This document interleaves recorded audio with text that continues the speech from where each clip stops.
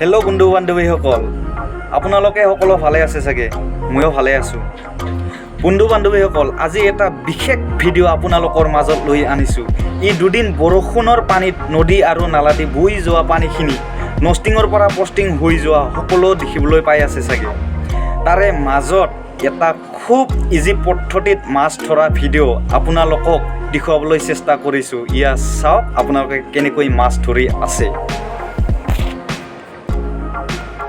সৰুৰ পৰা ডাঙৰলৈকে কোনো এটা মাছ বাচি যাব নোৱাৰাকৈ এই জালখন পতা হৈছে।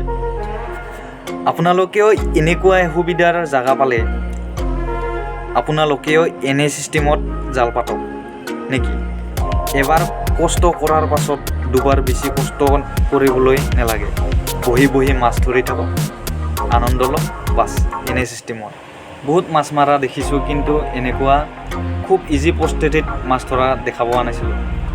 আইতাসকল, খুৰা খুৰী, কেতিয়াবা ভণ্টি বাইদেউসকলক দেখিবলৈ পোৱা যায় পূৰা পানীৰ মাজতো পূৰা জাল বহুত কষ্টৰে উঠাই থকা দেখা যায়। কিন্তু ল'ৰাবোৰৰ মাথা অলপ হ'লেও বেলেগ হ'ব। সেইটোৰ কাৰণে এই ভিডিঅ'টো আপোনালোকৰ মাজত লৈ আনিছোঁ। কেনেকুৱা লাগিছে? যদি ভাল লাগিছে কমেণ্ট কৰক, লাইক কৰক। আপোনালোকেও এই চিষ্টেমতে জালখন পাতি ল'ব। কোনো এটা মাছ বাচি যাব নোৱাৰে, সৰু বা ডাঙৰ। পূৰা বঢ়িয়াকৈ পানীবিলাক আহি আছে, নষ্টিঙৰ পৰা পষ্টিং হৈ আছে বঢ়িয়াকৈ। আমাৰ দাদায়ো পূৰা বঢ়িয়াকৈ মাছবিলাকো জাগাতে পূৰা ৰছীডাল লাহে লাহে লাহে লাহে লাহে লাহে লাহে লাহে টানি পূৰা ব্লক মাৰি দিল। মাছবিলাক এবাৰ যাব নোৱাৰে।